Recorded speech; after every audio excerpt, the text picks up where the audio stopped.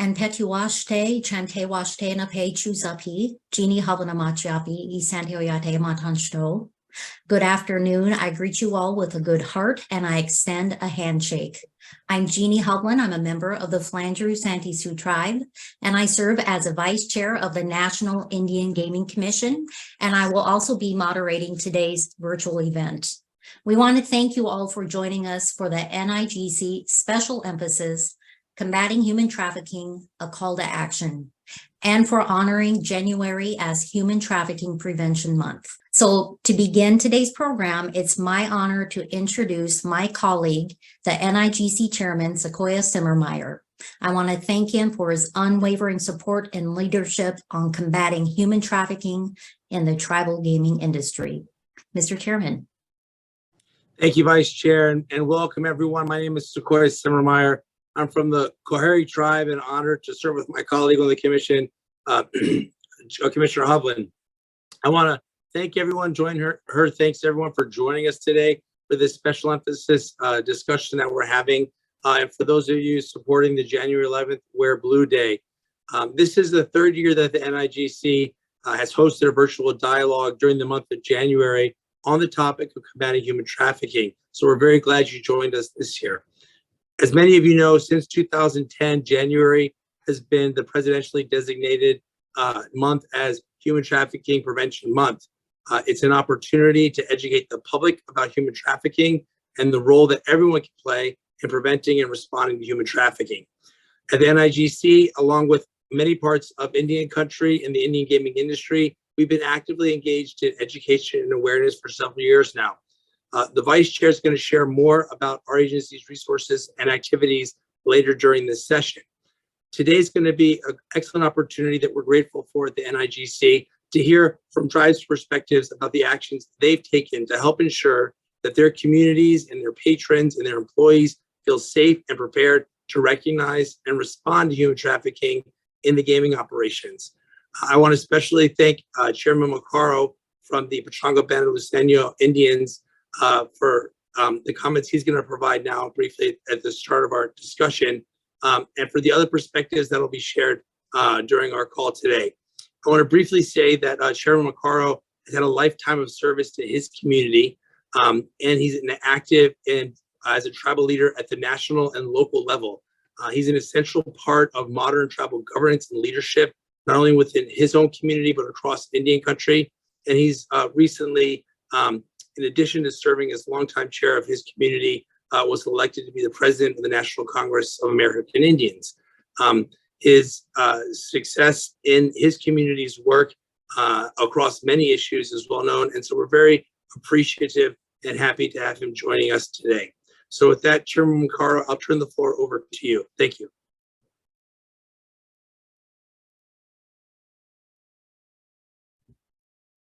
Good morning, everybody. And my name is Mark Macaro. I am the tribal chairman for the Pechanga Band of Indians. Thank you to Chairman Simmermeyer for that introduction. And it's good to be here with all of you today. Just wanted to share a couple thoughts. They gave me the floor to do that. And in my role is certainly still as tribal chairman for Pechanga, but also in my role as NCAI president. The subject of missing and murdered Indigenous people and human trafficking is it's a challenging one. Let me start with when you look at law enforcement in Indian country, that's why I say it's challenging. First, you have to regard, some of us are come from land-based and jurisdiction tribes that have by that jurisdiction in Indian country. You have jurisdiction for law enforcement on your lands, and then the second group are tribes like those of us in California and a few other states that are public law 280 tribes, where the state was provided jurisdiction or allowed to have jurisdiction since 1953 for law enforcement. And so here's the thing. Every missing and murdered Indigenous person circumstance begins with a call for service. And then things can really go in any number of directions from there. And that's a problem because you don't know how that's going to go. if you're not in a public law 280 state and you have jurisdiction for law enforcement, you are likely under-resourced and underfunded, and what happens outside of Indian country is not what happens inside Indian country if somebody goes missing. And if there's well, let's just keep it at that for a second. If somebody goes missing, what happens? Well, there's likely not going to be an investigation, right? And then the circumstances right in the moment or in that first 24 hours when people's memories are fresh and when there's an opportunity to document as good as possible. I mean, we're talking about law enforcement response, never mind the investigation of the detectives, if there are any.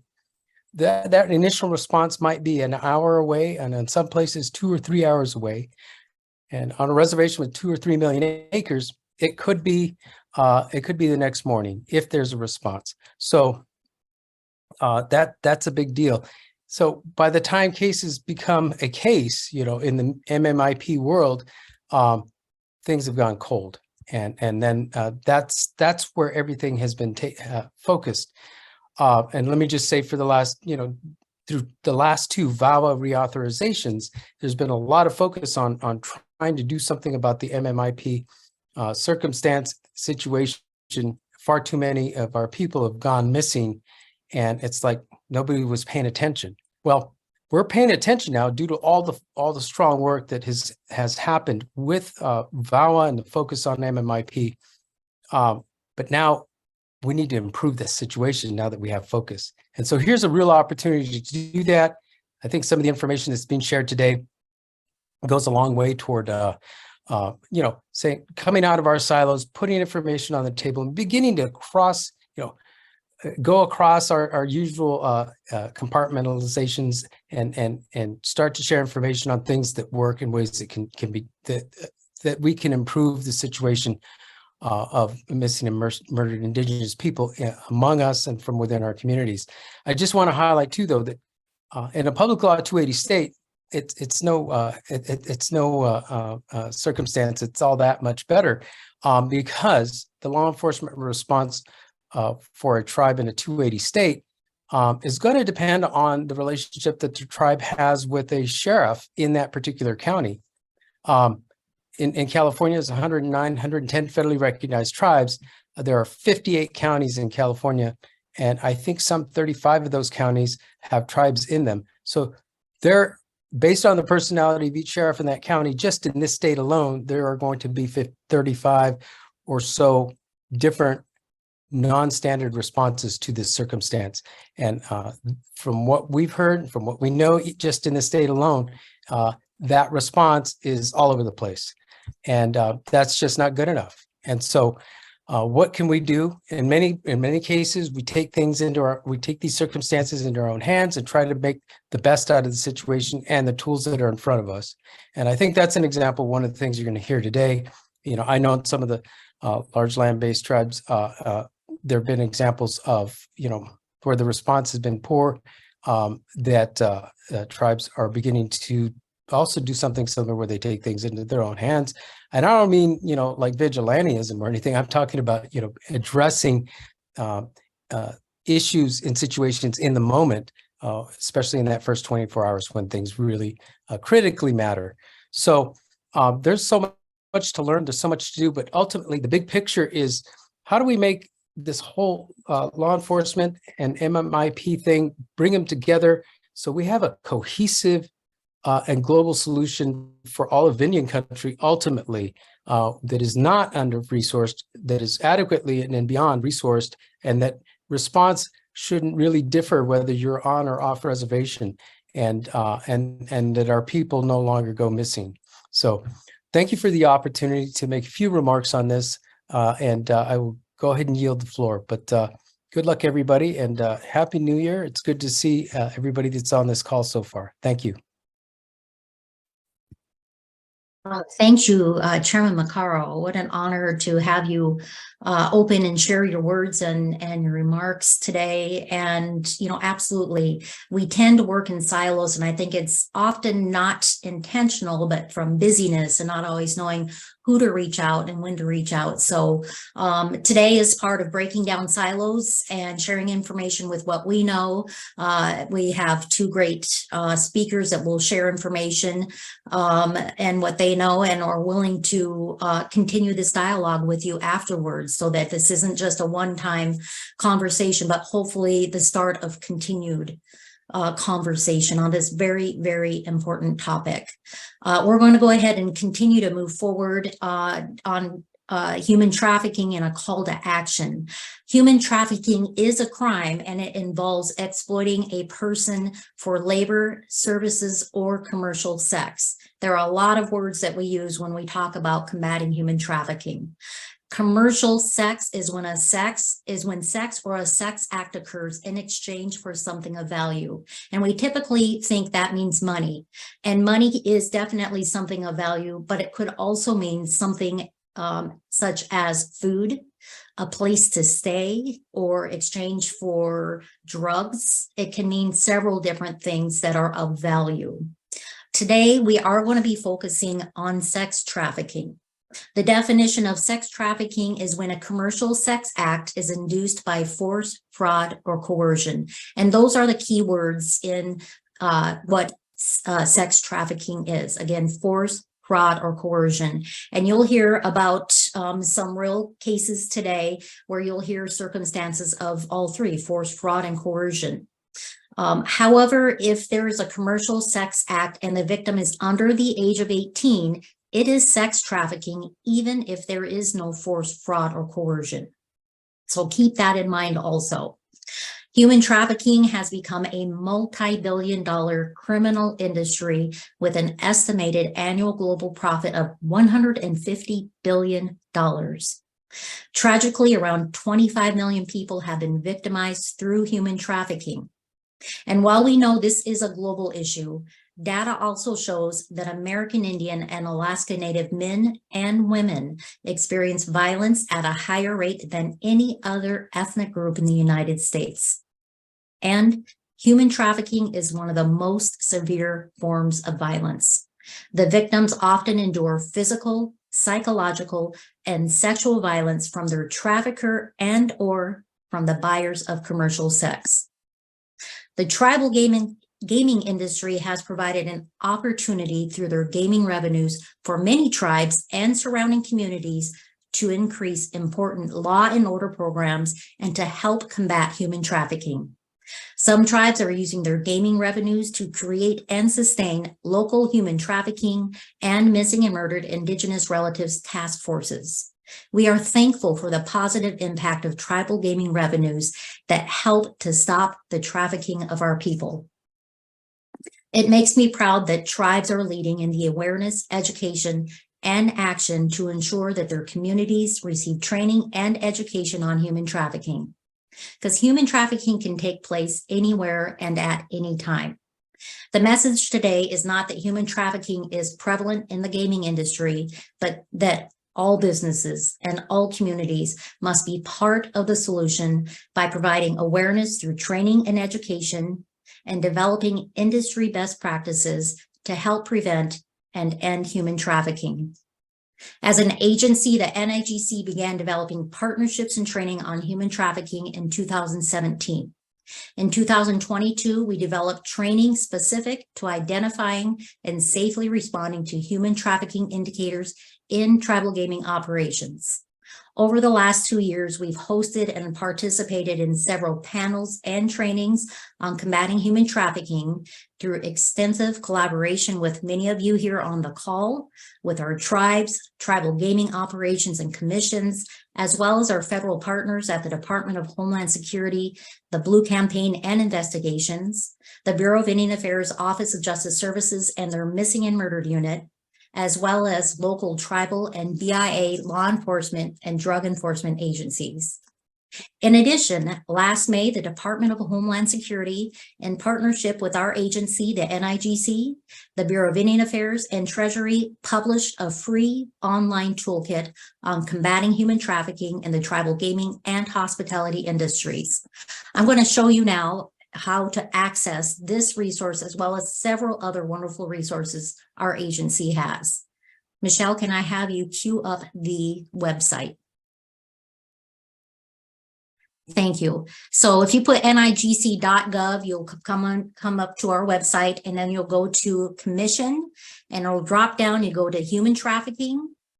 Sometimes it takes a few minutes to pull up all of our resources, but if you can scroll down a little bit, you can see our specific resources, press releases, bulletins.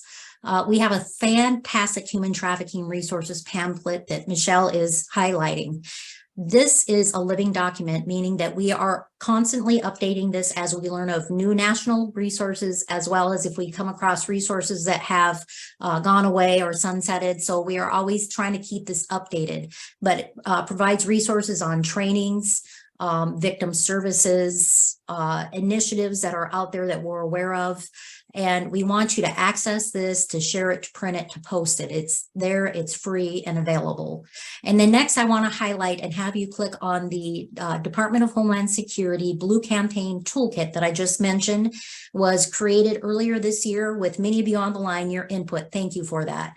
So this is available. It's free. You can access it on our website, the Homeland Security website. You could ask them to send you hard copies. If you've attended our training recently, you might have seen the hard copy of it. But what's great about this is that we receive tribal input on it. It's survivor informed, and it's culturally infused. You will see there's a little blue feather on the bottom. That is specific to Indigenous communities and populations. And part of what we heard from feedback was not all of our tribal communities have 911, so have instructions to dial 911 or local law enforcement. But it is survivor informed. It is very extensive.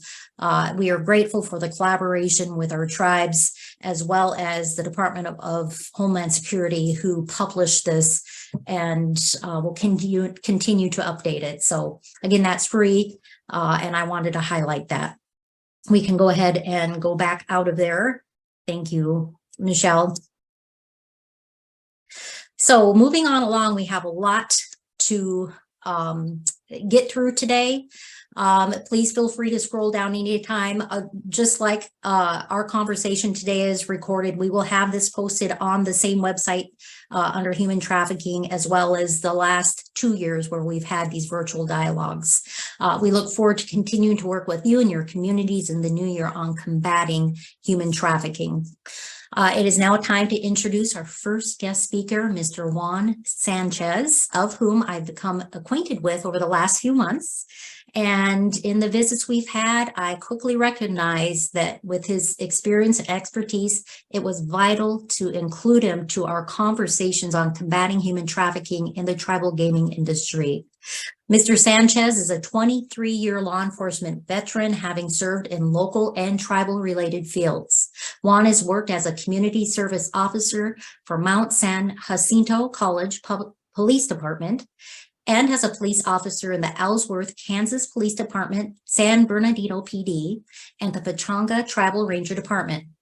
Juan has worked in various special assignments, such as the Quality of Life Team, Gang Task Force, Active Shooter Trainer, Trafficking Prevention Team, and Tribal Liaison Unit. He is currently the Pechanga Gaming Commission's lead investigator.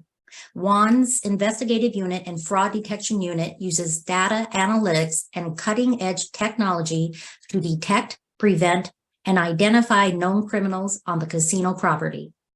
Recently, Mr. Sanchez briefed our agency about a human trafficking situation that took place at the Pechanga Casino and Hotel. Mr. Sanchez, thank you so much for joining us today. And can you tell us more about this incident and changes that have been made since? Sure. Thank you, everyone. Our story is a unique story because it was to us, it was a success. In early February 2023, we had a female approach one of our DPS officers. So we have a Department of Public Safety, and in every elevator entrance, there is an officer there. And so she approached our officer and said she needed help, and that she had been a runaway and had ingested narcotics and was having chest pains. So that officer, well-trained, immediately called for a medical, asked for surveillance to get him online and to do our process.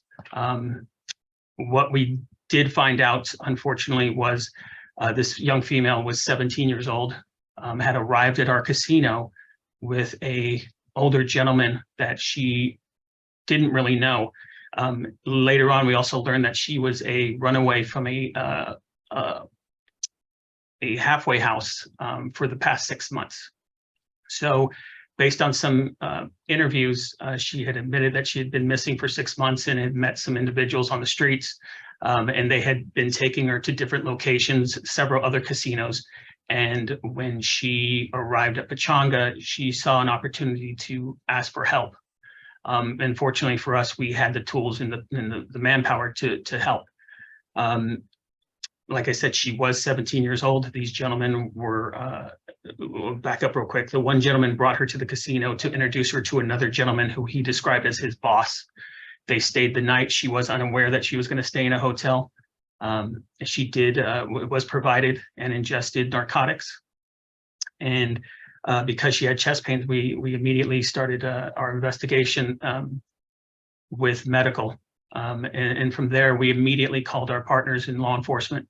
And one key takeaway from this is the communication we have with our law enforcement partners here at Pechanga. We have a dedicated deputy. We have 2 dedicated deputies who are their sole responsibility is the main reservation in the casino.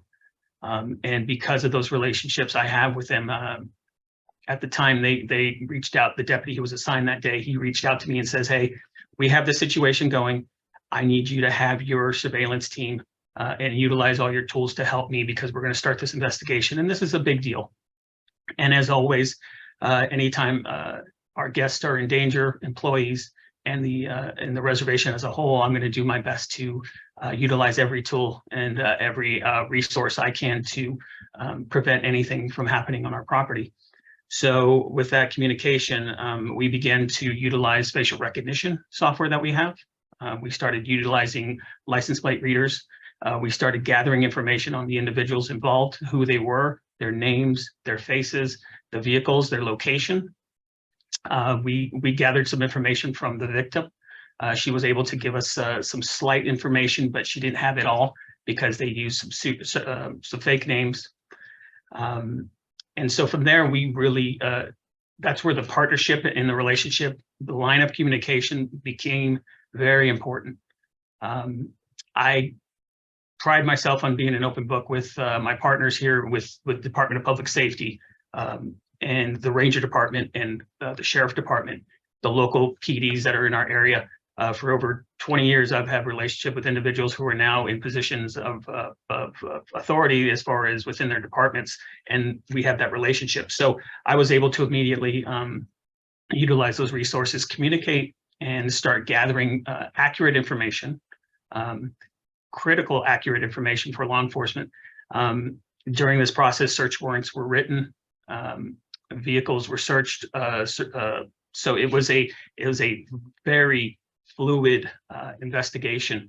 At one point, I believe we had 9 Riverside County Sheriff deputies, some undercover deputies, some sex crimes deputies who arrived and showed up. And as you can imagine, that becomes a fluid situation. As we look at this story as a whole, we did have 2 arrested individuals. We, in our eyes, rescued a female, got her to the proper to seek medical attention. Law enforcement was able to interview her, conduct a forensic interview, and make sure she was safe. As a whole, looking at this story, going back, we've learned a lot of things, and one of the things, and I can address to be one of the biggest factors, is communication. I have a line of communication that I speak with my district attorney, who represents the tribe in enforcing cases that we bring to them. That includes the deputies who are assigned. I have their personal cell numbers. They have my personal cell numbers. There's an open line of communication. If we have an issue, we speak about it. We clear it up. But we are true partners, and that goes all the way from the district attorney's office, all the way down to the patrol deputies, all the way to the Ranger Department, all the way down to the Director of Public Safety and their floor officers and their detectives. We communicate. We share information, and our number one goal is to protect the property, the gaming assets, the employees, and our guests. So what did we learn? There's a couple things. One is utilizing our tools, we were able to enhance and speed up the process of our investigation by utilizing face recognition, license plate readers, and things like that. We were able to identify these individuals within minutes of us getting their information. We were able to communicate with the hotel operations side, look at lock interrogation, see who's coming in and out of the room, who the room's registered to, a whole group of data connected to that hotel room. We were also able to look at those individuals if they had Players Club card, find out information, phone numbers, addresses, driver's license pictures, upload those into facial recognition, and then we go from there and start locating where they'd been in our casino. Where were they? Looking back at the video, we were able to see some telltale signs that we could have looked for, and things that are kind of documented on what to look for in human trafficking. This underage female, she was in our casino with these two men, walking about 3 paces behind them. And at the time this occurred, we had one of the heaviest rainstorms that week, and it was cold and it was raining. And she was dressed with a pair of jeans and a crop top. And now looking back at it, you go, well, that's odd. But also I noticed too, after reviewing video during my investigation, because even though we had an arrest, we went back and looked. I went back and looked and took notes and see what we could have done and what we could see for training down the road. She was underdressed for the environment. She was walking in such a way that she was almost self-soothing and really covering herself and keeping herself protected. Those are body mechanics that you see when someone's being victimized. There was little to no dialogue between the males and the female, other than when they used the restroom, they just pointed to the wall and she got up against the wall and stayed there. Those are things you see now in hindsight, but these are things that we learned that we should look for. We included some additional training for floor officers, slot techs, restaurant employees, hotel employees, to look at these things as a whole, not just one thing, but multiple things. And when those multiple things add up, there may be something wrong. As some of you may not know, we have a very large casino with 2 hotel towers, a world-class pool and spa, a championship golf course.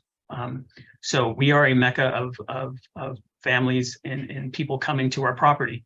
So these are very important things for us to look at, to study, and to really keep training and keep communicating.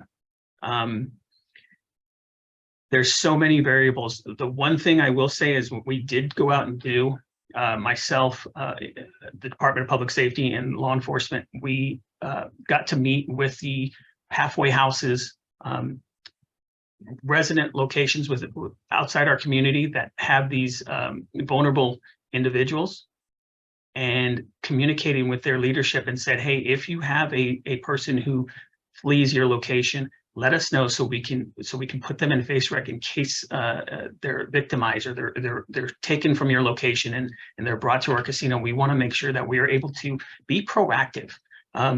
I tell this to everyone within the Gaming Commission and the casino side is, let's not be reactive, let's be proactive. So let's go out there and meet with these people who are in charge of these halfway houses for teens.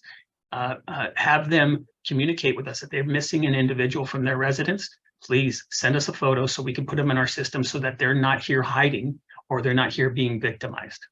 And that goes for nursing homes, that goes for mental residences, those kind of things. As much as we are a business, we also are a good neighbor. And it's important for us to do that. So that's one of the things we did, is we went out and proactively communicated with these places that have juveniles that might be victimized down the road if they run away. We communicated with local other businesses that are down the road that are close to us. That communication is key.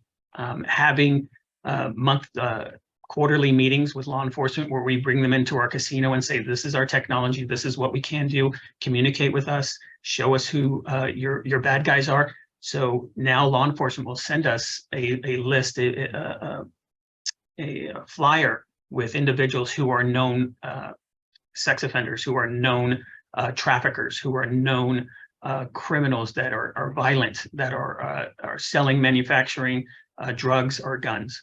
They send us that information. These people get uploaded in our face rec. So now we know who these people are.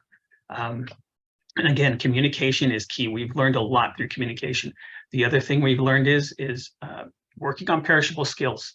And these perishable skills are things like communicating with teens, communicating with people who don't speak English, who may be trafficked, having a master list, a living document, as you would say, of people who are fluent in several different languages. That way we have somebody who doesn't speak a language, we can immediately call a department and say, hey, can you have your translator come here? So that's something we did.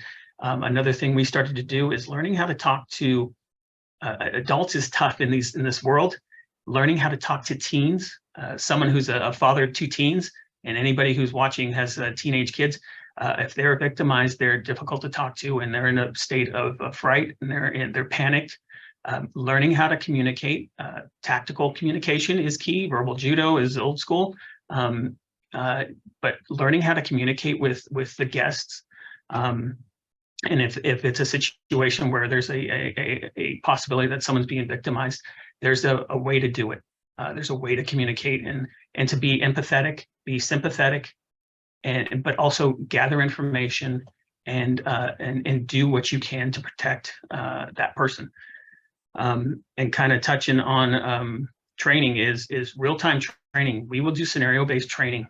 And it doesn't have to shut down any part of the casino. What we do is we go in a big room in the Department of Public Safety or in surveillance, and we will have a scenario. If someone's pretending to be at a table, and we'll approach them in a customer service-based manner, and then we'll ask certain questions. And if they, we have a complete dialogue, so it kind of gives us a real-time what could possibly happen, because we are in the service business. We are a 4-diamond customer service business here at the Pechanga Casino. So people don't normally get offended when you ask them if they need help or if they need to find something. So we use that as to our advantage. And we utilize surveillance and we utilize communication. Most people don't get offended if you say, hey, are you looking for something? Are you lost? Can I help you? Because they usually are looking for somewhere like the hotel, the restaurants, the restrooms. It's a great kind of a segue to get in to make sure if you believe someone might be trafficked or in danger, it's a great way to kind of put a little bit of a spotlight and let them know, hey, we see you, I'm communicating with you. And if you get that spidey sense that something's wrong, we trained our guys to just walk away, pick up the phone and get that eye in the sky and start monitoring. And then we go from there. But having that communication and speaking to people opens up a lot of doors. And I would say this from 20 years of law enforcement, most bad guys don't want to be seen. Most bad guys don't want to be spoken to. They rather just kind of blend into the environment and not be seen. But I walk the casino floor often, and I will smile, I will look people in the eye, and I will say hello. Not because I feel like I have to, but I want to, because I want to know what kind of reaction am I going to get. Is there something that I need to be paying attention to? And also too, it kind of, I'm being a good guy, I'm being a good employee by communicating. So I will say that knowing your outside environment, the rest, the halfway houses, bus stops, truck stops, knowing what's around there, what might be coming your way, having that line of communication is key. I will say this, in ending of this story is that we did get a conviction on 2 individuals for drugs, and there is there's still charges pending for sexual assault on a juvenile.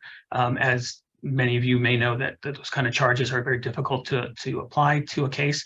They are long and they are arduous, but we did get 2 positive arrests from this, and we did, in our eyes, believe saved a female. So that's basically our story. And I don't know how good I am on time, Jeannie, but I just wanted to kind of emphasize that the story is a learning story, is a story that we take and we kind of learn from it. There's things we can do better, absolutely. Is there things that we did great? Yes, very much so. So much so that even law enforcement said, hey, you guys did a great job. We would have never had that information if it wasn't for the tools and the technology that you guys have. And again, being proactive. I refuse to make my property a soft target for trouble, for crime. And so when you have that mentality, I don't believe we're going to be a place where people want to come for criminal activity, because we won't allow ourselves to be a soft target. So that's what I got. I commend you for your work. Past congratulations that you're able to get some convictions, indictments and convictions. Thank you that you're able to save this young life, and prayers continue. It's a long journey of healing after going through such a horrific ordeal like that.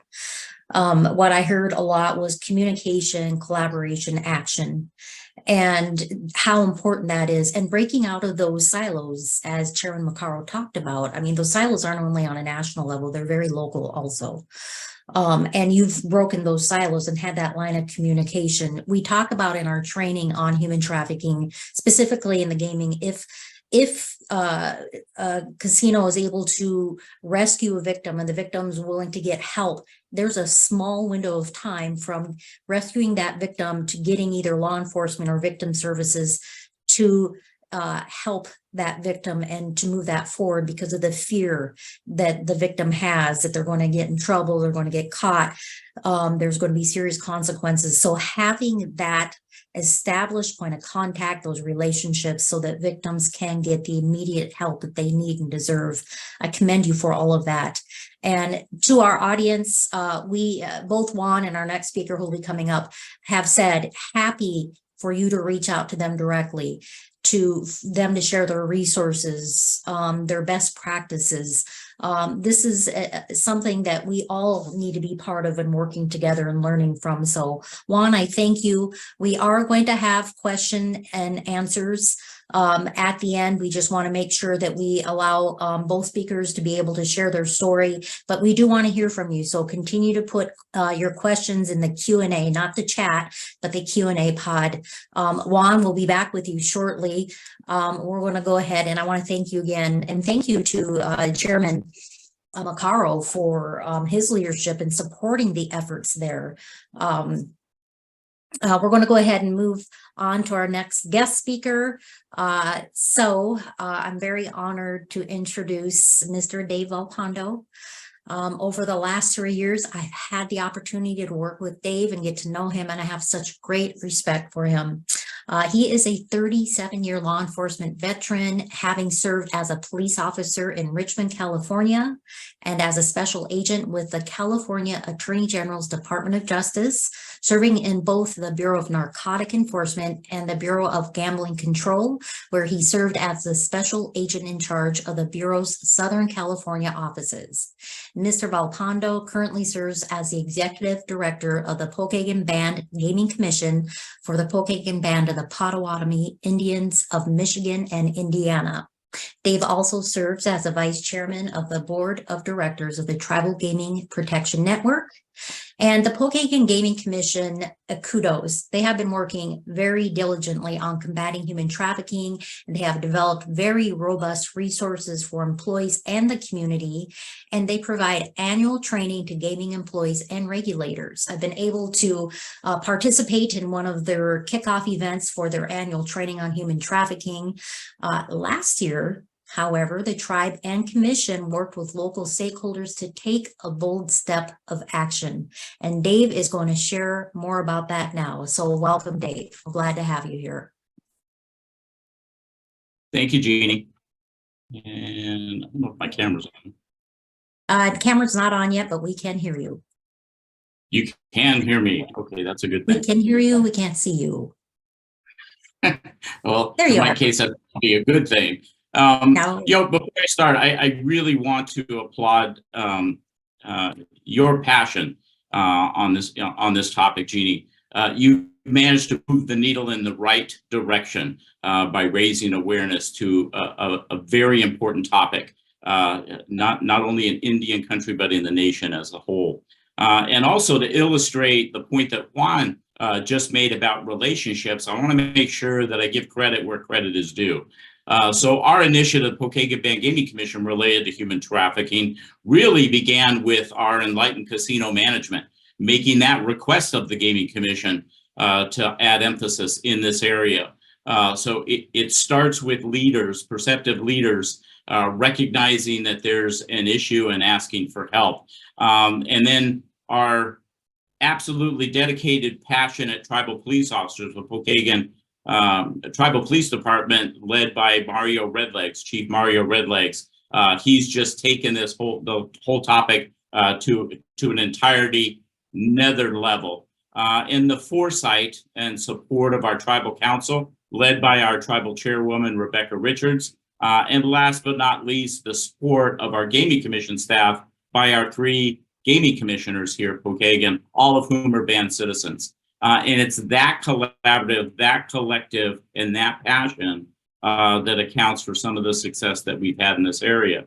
Now, our experience with regard to human trafficking initiatives started back in September, actually early 2022, earlier than September. I know it seems like only yesterday, Jeannie, but the training was actually in September of 2022, if you can believe that. So it was early 2022 when our casino, as part of a number of safety initiatives, and they'll become relevant in the presentation, we engaged in a number of safety enhancing initiatives, one being the installation of a weapons detection system, of revising our emergency response plans at all of our casinos, the 3 casinos in Michigan, as well as the casino in Indiana. And then the Pokagon Band Gaming Commission conducting a risk and vulnerability assessment of every single property. So human trafficking as an area of emphasis was part of an overall safety enhancement initiative undertaken in early 2022. And it was at that time that management said, look, we're getting ready to finish our hotel. We were building a 23-story, 317-room hotel, event center, spa, swimming pool, restaurants, and a 10,000 square foot expansion to our gaming space. They said, we're plussing up in Indiana. We would like to have the Gaming Commission help us provide human trafficking awareness training to our staff.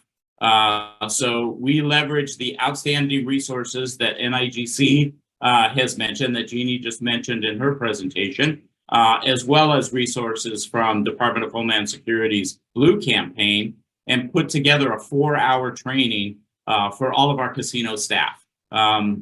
We conducted live training, and Vice Chair Hovland was gracious enough to provide opening remarks at our first training, which was videotaped, as did our tribal vice chair, Gary Morsaw. And the importance there is having leaders, NIGC leaders, our tribal leaders, emphasize to our casino employees, you need to pay attention because this is an important topic, just added emphasis, and has paid us tremendous dividends over time as we progressed in educating on this topic. So we provided that training to hundreds of staff. We videotaped it so that it was made available to all staff. And then part of our exercise was to prepare our own digital toolkit, which we are more than proud to share with anyone who asks. And that digital toolkit of resources is made available to our casino employees and our gaming commission staff as well, everyone who works in the casino. Now, a couple of things. If you've seen the movie Taken, you might walk away with the perception that it's an international issue, it happens elsewhere. The fact of the matter is human trafficking, most of the traffickers are US citizens. Most of the trafficked victims are US citizens. It's not just an international issue, it's a regional issue, it's a local issue, and there are any number of strategies utilized by traffickers to lure victims into their clutches. And it's characterized as the ghost crime. And the reason it's characterized that way, it's made to designed to operate in plain sight without anyone ever noticing. So for us in the training, we emphasize the indicators, and we had indicators specific for F&B, food and beverage, indicators specific for slot operations, indicators specific to our hospitality staff, indicators specific to security staff. So we actually personalize the indicators to raise that awareness of when it occurs to take notice. And the other emphasis in our training was do not intercede. Do not interrupt the activity. It places you at danger, and without professionals being part of that intervention process, largely it's unsuccessful, the attempts to rescue victims. Now, frequently, the question comes up, well, if it's in plain sight, why don't the victims of this horrendous crime just walk away? Well, the reason being is the brainwashing, the programming, the horrendous experience that these victims undergo. They just can't walk away and leave. It takes professionals. So here's the deal for all of my counterparts in gaming. I would submit that if you have a hotel, you have human trafficking. And I'll explain to you how our eyes were opened when we get to the law enforcement side of this equation. And if you allow it to occur, no one's going to intervene unless you raise the awareness, unless you take action, unless you introduce those professionals. It not only increases the safety of your casino patrons and casino staff, as Juan mentioned, but it protects the victims. It gets them out of that lifestyle and adversely impacts this horrendous crime. So we conducted our training. We had police officers in our training. There I said, I mentioned the chief is very enlightened in this area. So police officers were there in our training to witness what we were sharing with our casino staff. And sure enough, after the training, we opened our expanded hotel and casino in March of 2023. And I'll tell you, it wasn't long before we started receiving information from security, from casino staff. Hey, I think I've seen what I recognize in that training occurring within our casinos. So it was our police department who took a look at those indicators and says, yes, we need to do something. And this is what they did. Right after that March 23 opening in South Bend, of the hotel in South Bend, they crafted a law enforcement operation at both of our locations. And they've done this several times since that March 23 date, where they utilize the underground websites that both traffickers and customers of traffickers use to exchange communication, and actually advertise two things. One, we have a room at the hotel in South Bend, or the Four Winds Hotel in New Buffalo. We're looking for sex services. So we're trying to draw out the victims of human trafficking, as well as prostitutes and other purveyors of sex services to the hotel, right? And this is all via email messages and communication via these underground sites. The other strategy was to advertise, look, we have a hotel available if you as a trafficker would like to set up shop here at the casino. And they did. They had tons and tons of responses to that. And it was structured in such a way that the hotel rooms utilized by this multi-agency law enforcement contingent were in areas away from patrons. Now, remember I mentioned the weapons detection system? Well, check this out. When you're a criminal and you come to a casino that has a weapons detection system, have to leave your weapons in the car. We won't let you come in the casino with them. So when these individuals would come up to the hotel room, we were reasonably assured that they didn't have weapons with them because they had to go through that weapons detection system.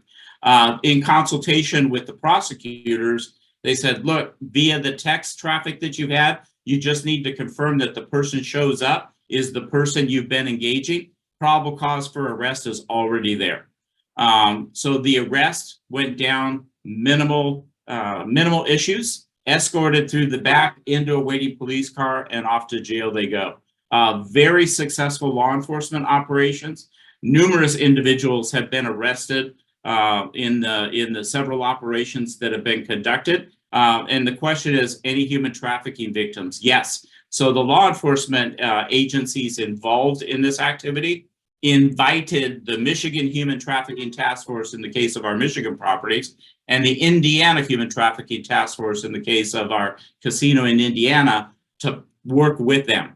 When the victim was interviewed, when the sex trafficking purveyor, if you will, was interviewed, and we identified them as a potential human trafficking victim, they were immediately referred to the task force. So several individuals have been referred to the task force as sex trafficked, including one young male, as a matter of fact. So it's not just females who were victims of human trafficking. Important to note. Other things, in almost 100% of the cases, folks showed up, both the traffickers or the sex purveyors showed up with narcotics. In almost 100% of those cases, we had illegal drugs show up. And in one case, a search of the suspect's vehicle revealed a firearm. So these are dangerous individuals that we're taking off the street. So what's been the result? What's been the result? Guess what? The underground traffic among the human trafficking organizations is stay away from the Four Winds Casino, because you don't know if you're dealing with the cops, right? So we've established a climate where it's safer for our patrons, safer for our employees, and safer for our community. One individual, one trafficker who was arrested by through this operation, we've identified, law enforcement has identified as a major trafficking along the pipeline that our region runs through, extending from Canada down to the southern states. He was already under investigation by a major task force. So these issues are real. Now, when I say it's happening and you don't know it, when I asked the lieutenant in charge of the very first operation, how many people did you take to jail? He told me, but he said, you know what? The limiting factor on the number of people we could have taken to jail, we ran out of police cars to take people to jail. Communications by the traffickers continued with the law enforcement undercover for days after the first operation ended. This is an extremely pervasive crime, and it's happening every single day. And once you realize that it's happening, you will be surprised by the extent of what's happening. Well, it was so successful. As I mentioned, our Enlightened Tribal Council said, we really need to educate our community. We need to educate our tribal government employees in general. So we were invited, the Gaming Commission was invited to partner with the Michigan Human Trafficking Task Force representatives to actually hold community awareness training and government awareness training. And the value there is we get to talk about the strategies that traffickers use to reel in their victims, many of them via social media and many of them targeting our children, to Juan's point. So that awareness component has just paid tremendous dividends in enhancing the safety, not only of our casino, but of our community in general. And one last story that I want to leave you with, and it highlights you never know where the benefits are going to come from. Not too long ago, a casino employee contacted an inspector from our Gaming Commission and said, look, I want to talk to you about human trafficking. I went through the training and I have a relative. She lives in an adjacent state, and I believe she's being groomed as a victim to possibly being lured into sex trafficking. The relative was homeless, had a substance abuse issue, and she said, I'm seeing all the same indicators you all shared with us in this training. She said, I called the local police department. I even called the FBI to no avail. Our gaming inspector introduced her to a tribal police officer who immediately contacted the task force. And I'm here to say that our employee's relative is receiving the assistance that she so desperately needs. You never know where these activities are going to pay dividends, raising awareness and being proactive on this issue. Thank you, Jeannie.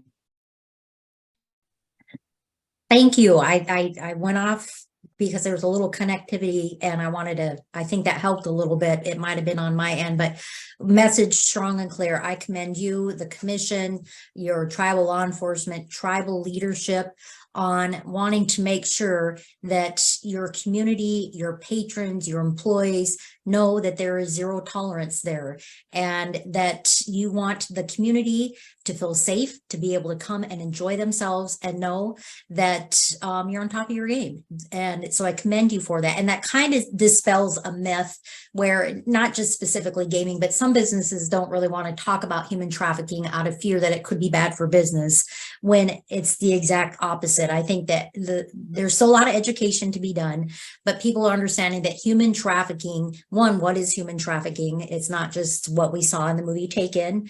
It's much closer, and a lot of times people that you should, that you know, are acquainted with, but it's good for business, that people want to be able to go and feel safe and know that it's being talked about, that there's education, that there's training. So I commend you, the Popagan Band Commission, the tribe, for really leading in this and stepping into action.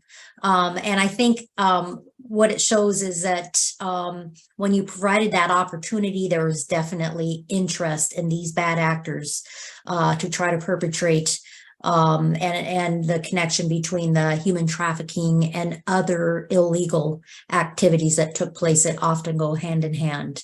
The cooperation, the collaboration that you've developed, that you continue to develop, I just commend you for that. And thank you for the work that you do and for taking the time to share with us today. We do have some question and answers. So Juan, if you don't mind, I'm going to ask you to come back on camera, and we're going to go. If you have any questions, please put them in the Q&A versus the chat, because we have to go through all the different chat messages to try to find them, and we can't copy and paste over. So we don't want to miss your question. We want to make sure we answer your question. If you put it in the chat, please type it in the Q&A. And while I go to look at those chat messages, can you just share with us, what are some of the continued barriers you face when it comes to combating human trafficking in the gaming industry? I'll take this one first, if you don't mind, Dave. One of the biggest hurdles, us being in California, being a public law 280 state, the biggest thing is lack of education from outside law enforcement and how to enforce criminal prosecution in Indian country. A lot of times we'll have a deputy respond to the reservation and then just kind of go, well, how can we help you? What do you need? And so that's where we step in, and I step in and say, okay, listen, here's what we got. Here's what we need you to do. A lot of these guys are a little intimidated coming out to the reservation. They don't necessarily know what their authority is. They usually have to call a supervisor. So we've kind of taken that out of the realm of a time delay and say, hey, listen, here's what we got. I'll kind of have a pre-prepared statement if that's what happens. I say, listen, here's the crime we got. Here's what you can prosecute on. Here's what you got. Quote unquote, say to do their job, but just kind of guide them in the right direction, because the last thing we want is somebody to respond who just doesn't say, hey, I'm hands off. I don't know what to do here. This is the reservation. Granted, we've kind of stopped that because we got some really good deputies who are working in this area, not only for the tribe, but also for in the city itself. But that's been our biggest hurdle is lack of understanding from law enforcement what they can and can't do, or if they're just scared of the reservation and public law 280 and they just throw their hands up.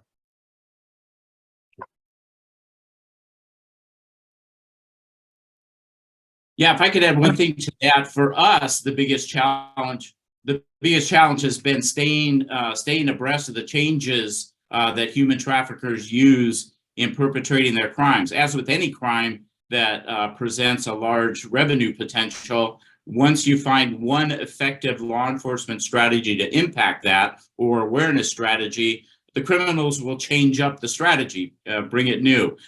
So we've worked with our surveillance department, with our security department, with our law enforcement contingent to make sure that we stay abreast of the latest strategies used by traffickers to perpetrate their crimes. And we've done a fairly good job of noticing where there are differences in applied strategies. And to Chief Redleg's credit, he has dedicated personnel resources exclusively to the topic of human trafficking trafficking and enforcement. So we're very much committed to making sure that this particular crime, as with all others, but this in particular, stays out of our casinos and out of our community. Fantastic. And we had a lot of questions. Thank you for your responses. And one, you kind of answered this one question from Benjamin Sports, how do you address these issues when local law enforcement is reluctant to act on sovereign land on which the casino is operating? And it sounds like you've kind of worked through education, collaboration. Any other suggestions from you or Dave on that? You know, from my perspective, is building just a good rapport. If we've opened our doors. We've had a luncheon. We've invited people down to our surveillance department to look at our facial rec. We've provided food. We had a giant food spread, and we just went out there and just networked with local law enforcement and said, hey, we're here to help just as much as you guys are. So communication, we really spoke and broke down those barriers. I am a firm believer in, there's no I in team. And so I kind of just told these guys, I invited 2 different times. We had 75 and a group of 75 and a group of 80 from federal level to local law enforcement. We had a lunch, we communicated, we spoke, and we really broke down those barriers through just networking. Fantastic. Yeah, our tribal police department is very well respected in the region by other law enforcement agencies. Our officers are cross-sworn as local officers. Our tribal police officers serve on state and federal task forces throughout the region. So bringing allied agencies together to address a public safety issue has not been a tremendous problem for our law enforcement department, and our law enforcement works hand in hand with casino management and our outstanding security staff at the casino. So that hasn't been a particular challenge, and we are not in the public law 280 state. Well, it's interesting. We do have one whose tribal communities in 280. Dave, neither in Indiana or Michigan is 280. So I'm glad we have both perspectives of that, because jurisdiction is an issue, whether it's a 280 state or not. So thank you for your responses on that. I wanted to get to another question.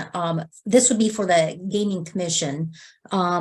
Let's see here from Michael Primo. Please speak to any liability held by tribal gaming commissions when people are victimized by the absence of a response to human trafficking activity in either casino or hotel properties. Do you have any policies or procedures for mandated reporting, I guess, or responsibility statements? Sure, we take that responsibility. Some parts of the tribe are mandated reporters. We have a risk management department. We take any type of possible liability very seriously, but we are also we don't have blinders on. So we take on things full speed, go straight into it, and do what we can to mitigate any type of liability. Because we want to make sure that we're doing our best to make sure that no one's victimized. And we also have services and provide risk management and legal services that we can gear them towards to communicate any issues they may have. Great. Same thing here at Brookhaven. We have a very similar structure through our risk management and legal counsel. Additionally, as I mentioned back in 2022, we revised our emergency response plans. We did build human trafficking procedures and protocols into our emergency response plan. So it is part of the day-to-day for our casino staff. Fantastic. And as a federal agency by law, the NIGC, we are to work with hand it over to the appropriate jurisdictions, federal, state, or tribal, regarding the criminal activity. There's also, if you've attended our training, we can talk a little bit more about our authorities under the Environmental Public Health and Safety Mandate, in which tribes must operate their facilities in a manner that adequately protects the public health and safety. But we don't have enough time. But yes, there are also some authorities. But when it comes to investigations, that is not our department. And that's why it's so important. Our region offices, we have 8 across the country, and compliance officers that have spent years building relationships with our gaming tribes and developing those local relationships with the proper authorities. So, you know, again, when it comes to tribal communities with the jurisdictional maze, this collaboration and cooperation is key. Daniel Rodriguez, I think this is for you, Dave. Were the feds involved in your investigations? And I guess Juan also the same. Not the operations conducted on tribal lands. No, by our tribal police department. It was a multi-agency law enforcement initiative that involved state and local representation, but I do not believe there were any federal officers involved in the operations conducted at our hotels. And for our case, federal agents weren't involved immediately. They were involved afterwards. We reached out to ICE to check the status on individuals, because the way I look at it, we want to kind of dig and unearth anything in these individuals' backgrounds. So I reached out to ICE. We have a local Homeland Security office here in the city of Marietta in California. I reached out to them, but they weren't directly involved right away. It was a local law enforcement. But the one thing I did do is reach out to our U.S. attorney and presented him with a basis of the case and let him kind of dictate whether he's going to go forward and take it from the state prosecutors, whether that was done or not. But at least I put it out there so that it was addressed, or at least looked at. Okay. Thank you.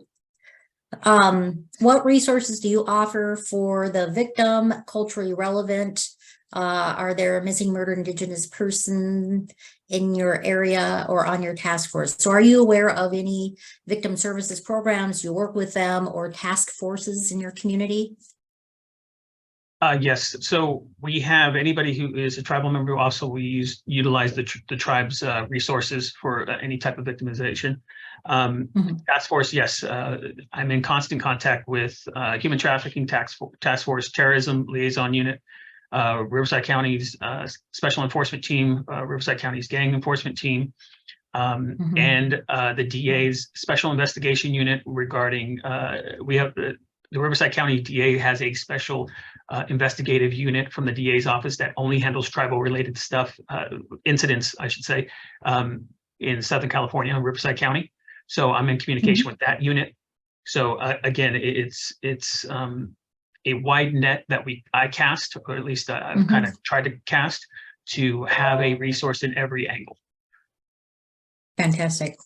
Thank you. And just, we did plan for 90 minutes today. So if you can stick around, we want to allow for your question and answers. So Dave, did you have a response? Very similar services reside here in both Michigan and Indiana with regard to our properties, but the point of contact, the conduit of connection to all of those services for us is our tribal police department. Absolutely. And you know, at the end of the day, if you feel that there's a situation that you feel is dangerous, you always want to dial 911 first.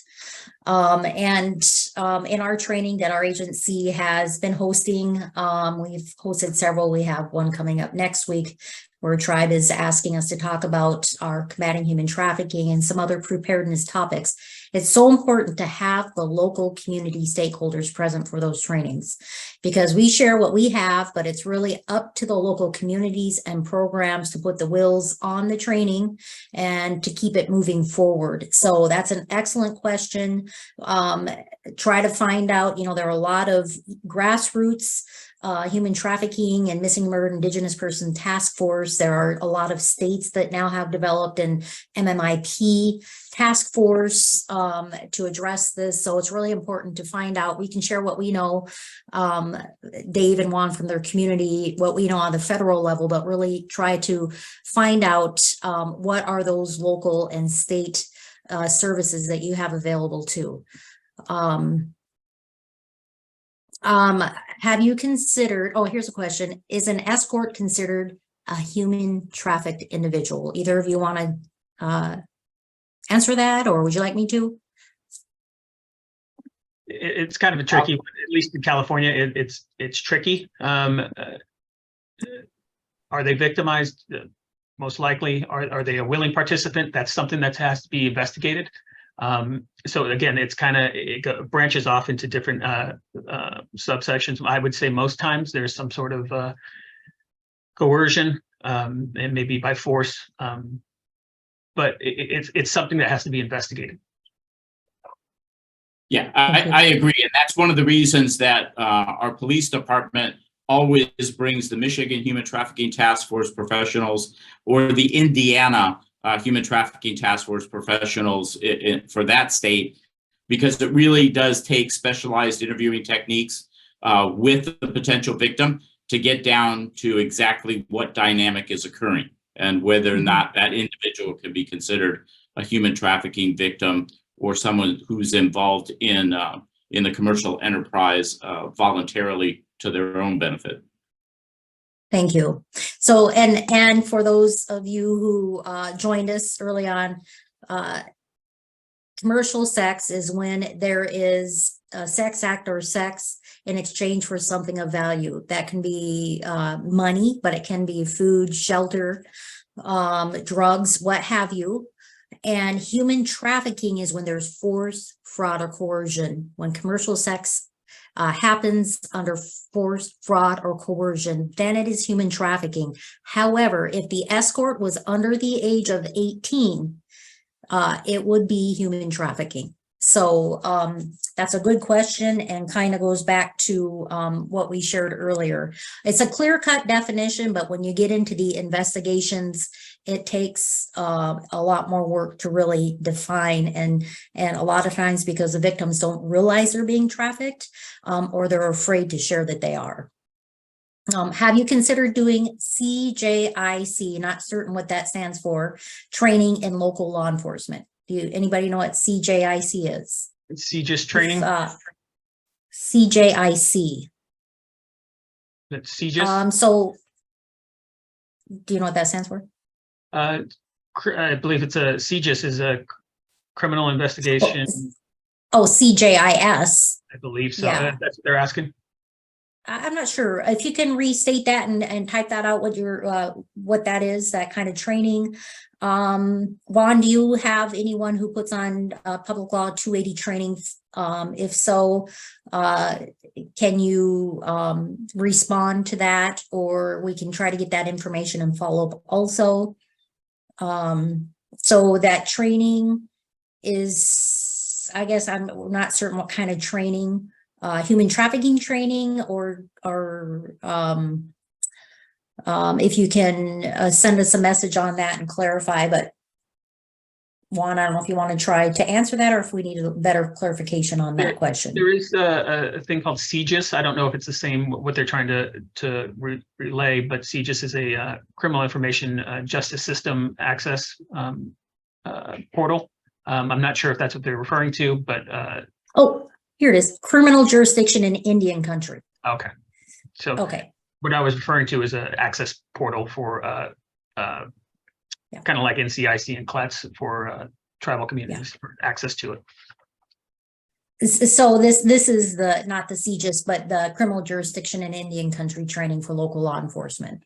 Yes, so we do that. So our district attorney does have a public law 280 class that he teaches. Not only that, but the Pechanga Tribal Ranger Department has now hired Chief Bill Denke, who's also an instructor in public law 280. I actually just recently went to the district attorneys as a representative for the tribe, how to balance law enforcement in Indian country and how to get that communication line open, because I've worked in both sides. So I was able to speak to about 15 to 20 district attorneys and investigators on how to navigate Indian country when it comes to crime. Wonderful. And Michelle is going to be sharing the point of contact for Dave and Juan if you want to follow up and get more information from them. Are there known trafficking routes throughout the United States? If so, what are the most activities? Where are the most activities happening at? Go ahead, Dave. I'll let you start.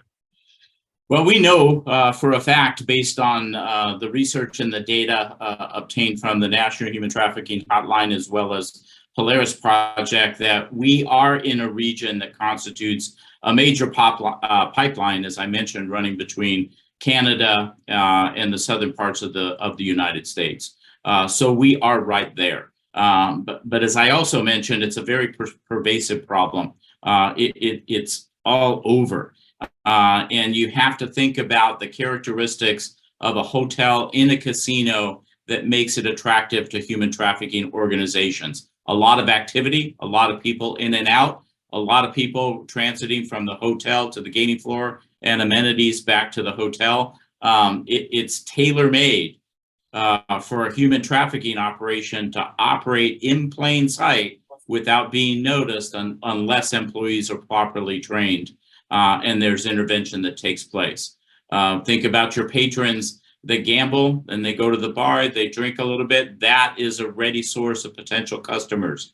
What we're finding is trafficking organizations will advertise in the region they set up shop. We're at this hotel, come and visit. So now you have that traffic, and it looks like any other traffic coming in and out of the casino. So it's a very attractive environment for human trafficking organizations. So I wouldn't wait to figure out whether or not we're in a pipeline area before I took steps to educate employees and raise that awareness. Yes, and to touch on that, so if no one who's familiar with Southern California, Pechanga Resort and Casino is right in the middle between San Diego County and LA County. And we are right next to the 15 freeway. So just to give you guys some perspective, the 15 freeway will go from almost the border all the way up to Northern California. It's such a major thoroughway that they have interdiction teams. And we also have a border checkpoint on the 15 that's right up against our tribal reservation property. So as you can imagine, it is a thoroughway for drugs, narcotics, obviously, and guns, human smuggling. And we are right next to it. So yes, we're well aware. It's something that we keep on the back of our mind. And unfortunately, because our property is so large, we have a gas station, we have a marketplace for businesses. We're going to be a one-stop shop for people to get fuel, food, and to hang out and possibly do criminal activity because of that close proximity to a major California freeway. Very good point. Both of you have, and location has a lot to do with it, but not always. It's part of it, but not everything, because we know that we've heard from other trainers that some of the human trafficking is right in their own communities. And one of the myths we've heard that people feel with the word trafficking, you feel like there has to be transportation of the victim. And that's not always the case. It can be happening in your own home, in your own community. And so, Dave, you talked about the importance of continuing to have the dialogue, because as these traffickers know that we're on to their tactics and strategies, they change the way that they do things. And so these conversations like what we're having today, like what you do annually, are so important, that this isn't just a one-time deal, that while it is January, we're highlighting the resources and programs, that we don't put this topic back on the shelf until next January, that we continue to have these conversations, we continue to collaborate. The more conversation that we can have, the more we can understand the different strategies, what's taking place, how to respond, what are some other resources that need to be looked at. And so that is a big part of the conversation. And one thing that we always encourage when we do our trainings on human trafficking is that not only the gaming commission point of contact, but the gaming operations point of contact be known to local law enforcement and vice versa. And that when communities are having training on human trafficking, they are inviting the gaming commission and the gaming operation, whoever has been designated as a point of contact on this. And the same goes for the human trafficking. We really want to encourage that collaboration. Do you see more of that happening now, or is that still something that's missing? I do, and largely thanks to all the venues that you visited throughout the country to raise the awareness and sharing our contact information. I receive emails on a weekly basis from other casinos, other gaming commissions requesting access to our digital library and some of the resources that we built. As I mentioned, we drew upon what NIGC has put together. But shared experience, shared information sharing. So the wider this word gets out, the more conversations occur, the less trafficking we'll see in our tribal communities and in our casinos. Fantastic. Thank you.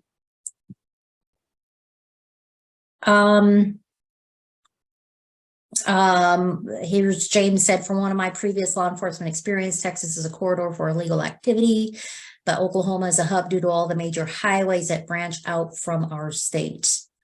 I'm not too familiar with statistics specific to Texas or Oklahoma, but I would say that every community needs to be informed and aware of not only what to look for, but how to safely respond. That is just as important, how to safely respond. And what's unique about tribal gaming operations is through security and surveillance, they're able to have eyes on suspicious activity without the potential criminal knowing that they are being watched. And allowing that the gaming floor employees to be able to communicate with surveillance so that they can be the invisible eye trying to detect this invisible crime in plain sight. That is a unique situation that we do have in the gaming industry. Can I share one quick story illustrative of the local nature of this problem? So I was contacted by one of my counterparts in the Pacific Northwest. This is a very rural casino, rural mountainous country. And they actually had human trafficking within their hotel. And the dynamic is very interesting. It was a few local young adults who actually were enamored with media stories about this group in Los Angeles, gang in Los Angeles, called Pimp and Hose, that had been prosecuted by federal prosecutors. And they said, if they can do it, we can do it here in our little town in the Pacific Northwest. And they went out trolling, recruiting high school girls at the local high school and said, hey, we have a hotel room at the casino. Come out with us. We'll give you access to drugs, access to marijuana, access to alcohol, and we're just going to have a big party. And that's what they did. That was human trafficking. Unfortunately, the responding local agency to the casino's calls for service says, hey, we have youngsters in this room.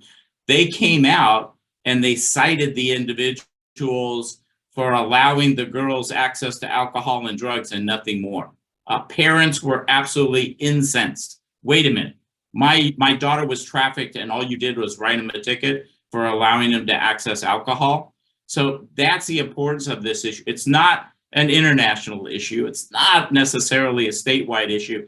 It can be as limited as a rural casino seeing criminals trying to take advantage of your property for that purpose. That's why the conversation is so important. Excellent point. And just to touch on that, and it brings up a great point that I was going to discuss in my original conversation. We developed a phone number, a text message number for our guests to report basically anything. Their pillows weren't soft enough to, hey, there's somebody being trafficked. Hey, there's people doing illegal drugs. Hey, we were propositioned to buy narcotics. They can send an anonymous text. We can investigate. We can go back in time, during surveillance. But it gives people the option to see something, say something, but be vigilant, whether it's our employees, but really this is geared towards our guests, because we want to give them a layer of a tool to be able to say, hey, so this happened here, you guys should probably know about it. So trying to make our guest is helpful to help us. Great point. Thank you. Yes, for adding that. And I love Richard Blake said he was one of those who believed it didn't happen in the community, and he was wrong. And being willing to, say that it does happen. It's just understanding what human trafficking can look like. It has a lot of different faces. And so I'm glad the education is getting out there, and our time has gone by so quickly.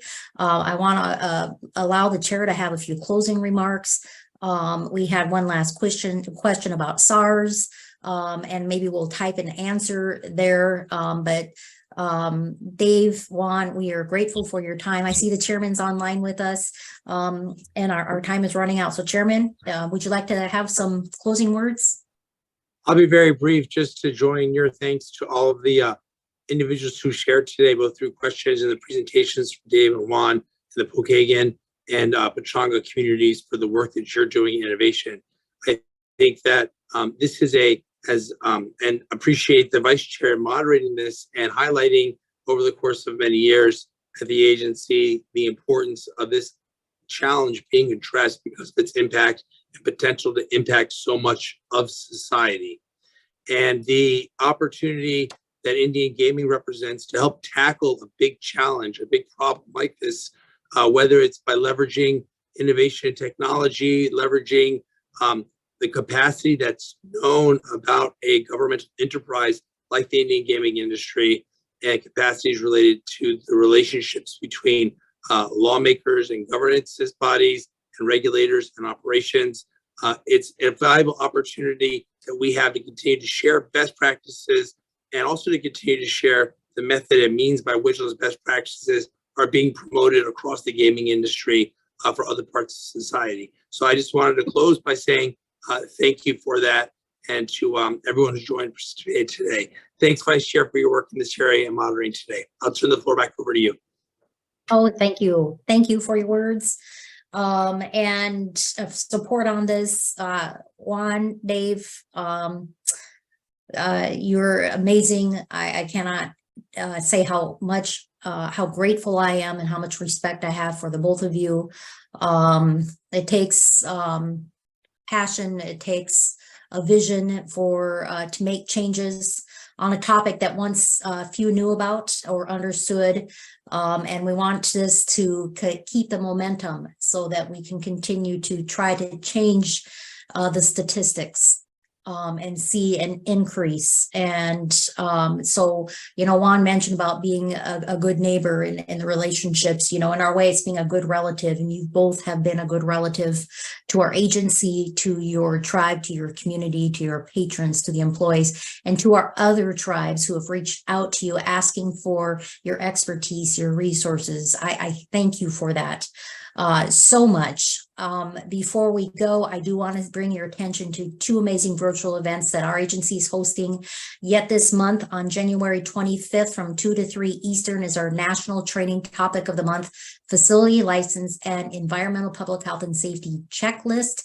And then on January 30th from 2 to 3 p.m. Eastern, we have a webinar, another special emphasis. This one is called Are You Prepared? Eddie Ilko will be providing that great training on preparedness. Again, human trafficking is part of that preparedness dialogue. Please join us then again. This year, we wanted to highlight our discussion on the importance of a call to action. We provided examples of tribes that are actively combating human trafficking in their gaming operations and communities. Both Juan and Dave have offered again to share their insights. You can reach out to them directly. We want you to do so. We hope that you're encouraged to take the next steps of action to increase awareness through training and education and developing industry best practices to help prevent and end human trafficking. Thank you again for joining us today. We wish you a safe, prosperous, and blessed 2024, and we will now close today's session. Thank you again.